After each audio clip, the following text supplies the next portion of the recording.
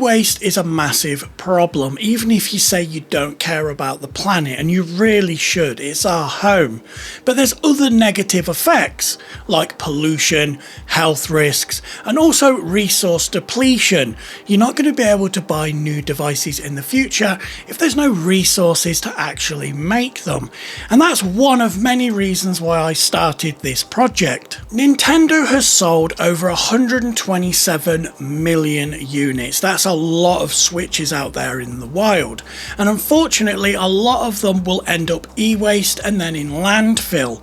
But we can all do our bit to try and reduce that number, and that's exactly what I'm doing with this project. So this project had three main benefits at its forefront, the first of which being saving money. You don't need to go and replace and buy a new Nintendo Switch if you're just going to be playing it on your TV. If you've got a cracked screen, you can transfer those components into this case, and then you've got a fully working console again. Now the second benefit is reducing e-waste, and I've been guilty of this in the past. If something breaks, I'll just put it in the bin and then you can buy another one to replace it, or maybe you don't even bother replacing it. It's still e-waste and it's still harmful to the planet, our health and our future. Now the third benefit is all to do with cooling and modding your Nintendo Switch. So people have been overclocking the Switch for quite some time, but overclocking the Switch while it's in its original tablet form can be quite difficult, and you'll reach thermal limits quite quickly. Well, having one of these cases means there's a lot more air and a lot more space inside the case, helping with cooling. And then early next year there's going to be something really cool. No compromises cooling system is going to be implemented, so anyone that does want one of these cases for cooling is going to have sort of the best opportunity to get as much performance out of that Switch as possible. So I'm excited to announce that the 3D STL files for the NX Pro case is available right now. There's a link in the description below for 3D cuts where you can download it and print this case today. So let's go over what else you're gonna need. Now you're gonna need one of these M3 kits. Now these are just M3 bolts with nuts, and to be honest you don't need the full kit, but we're going to need some of these smaller ones. We're actually going to be using these ones right here, and they're just going to be the 4 screws to hold the top of the case on. Now we're also going to need some M3 brass inserts, so these are the ones I picked up. There's going to be links in the description below for everything that I use. Now we are going to need some other brass inserts, and these are M1.4. Now the reason I decided to go for these as well is because you can use the original screws that screw the motherboard of the Switch into the Switch case on this new case.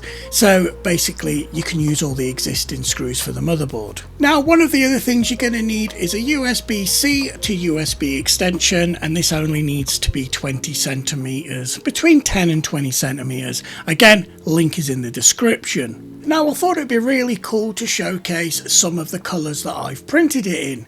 Now this is a silk green PLA from ESON, and as you can see it's got the screws in there already, so the case is actually closed because I have had the Switch in this case. Now you can see the quality of the print is not amazing, and that's because it was printed on the Elegoo Neptune 3 Pro. This is obviously before I got the Bamboo Labs A1. Now this next case are done in pink and purple. I just really wanted to see what it would look like if both the top and the bottom were a different colour. I think it looks pretty cool. Now one of the original cases that I printed is kind of like a dual colour silk green, where it's kind of dark green and then it goes extremely dark green. Now if we open it up we can actually see that we do have a lot of those brass inserts already. We've got the ones in the corner here, and that's obviously to put the top on. And then all these little ones inside is for the main board, the fan, and then the standoff for the SD card. So yeah, looking underneath, it almost looks black, this filament. It looks really cool, but again, This was printed on the Neptune 3 Pro, so the quality is not ideal. Now, of course, if we fast forward, I now have the Bambu Lab A1 with AMS, and that's what this case was printed on. Now, this is PETG, so a different material than we've used before, because all the other ones were PLA, but this is a translucent purple, or as I call it, atomic purple, and it looks absolutely amazing. Now, the translucent filaments you get for FDM printers, they're never going to look perfect like glass. You are still going to see the lines, and it does kind of make it look frosted, but it still looks amazing. Now, the second case I printed on the Bambu printer is this one, and this is like a very dark gunmetal sort of greyish black. It's got some sparkles in it, it looks really cool, and the actual quality of the printer is mind-blowing. It looks absolutely amazing. Now, this next case wasn't actually printed by me. This is silver ABS, and it was printed by PCBway. Now, it looks very much like the ones that I printed on the Bambu Lab printer, but there's one little change on this one that I also wanted to share. So I've had quite a few questions from people asking about the vents on the top and the vent at the back. Now, because it was always open before, I decided to buy some sort of PC filter mesh and cover up those sort of gaps in the case. Now, the one on the bottom on the back of the case, I've just glued it in, as you can see here. Now, it's entirely up to whoever builds the case how they want to install these, so of course gluing it in is an option. Now, that might be okay for the exhaust fan, but the inlet, you might want to clean it.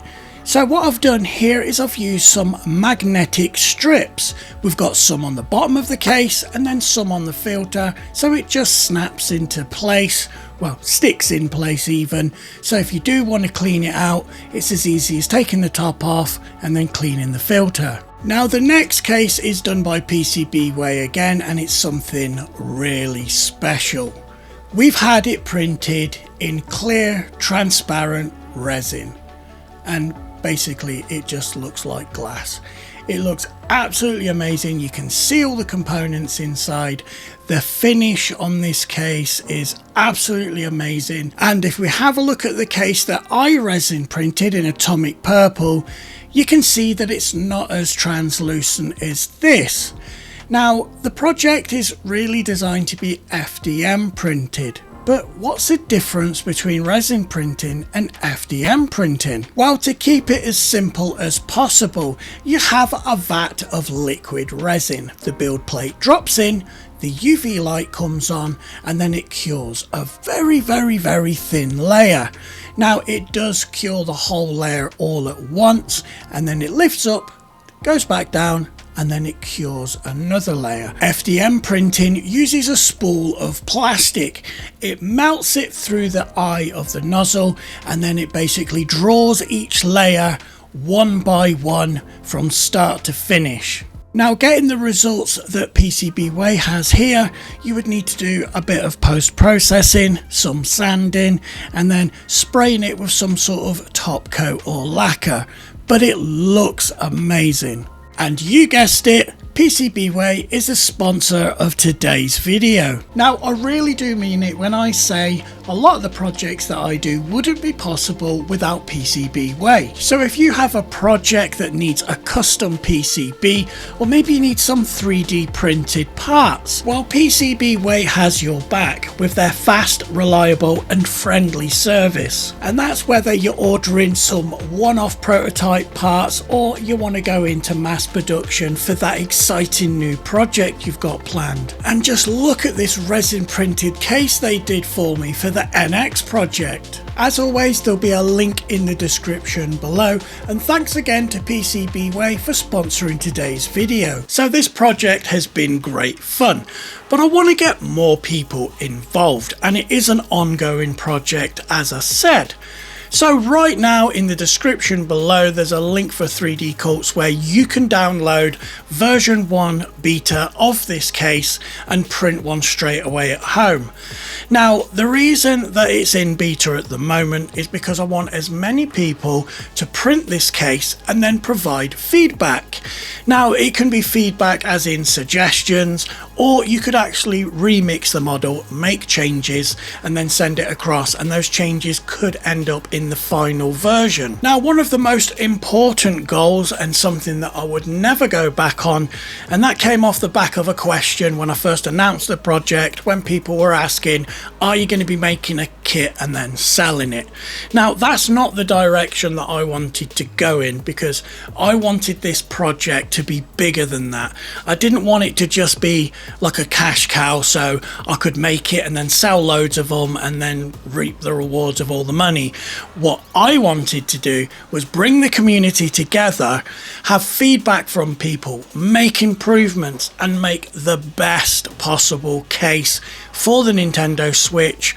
Not just from my mind, from everybody's minds collectively, so the case will be absolutely flawless by the time the final revision comes out. Now of course this will help with prototyping, because I do go through PLA like there's no tomorrow when I'm doing different designs and changing things, seeing what works and doesn't work.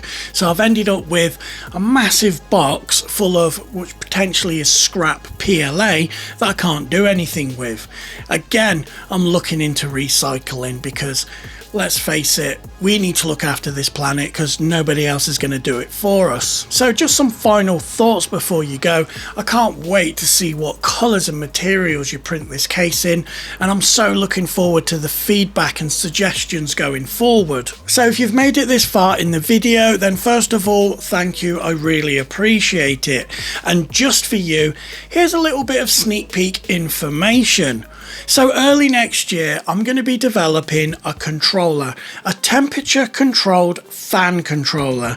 And basically this device is going to be plug and play. So it's nice and easy to add it to your existing case. And how it's going to work, as soon as the Switch gets to a certain temperature, a secondary fan is going to kick in and keep the Switch super cool. It is going to be plug and play. There's going to be no soldering involved.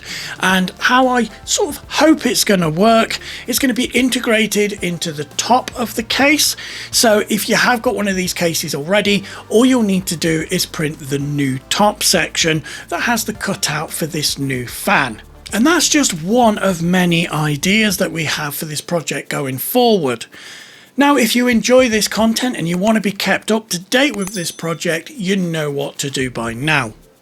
I'm JP, you've been watching Alien Gaming, and as always, I'll catch you in the next one.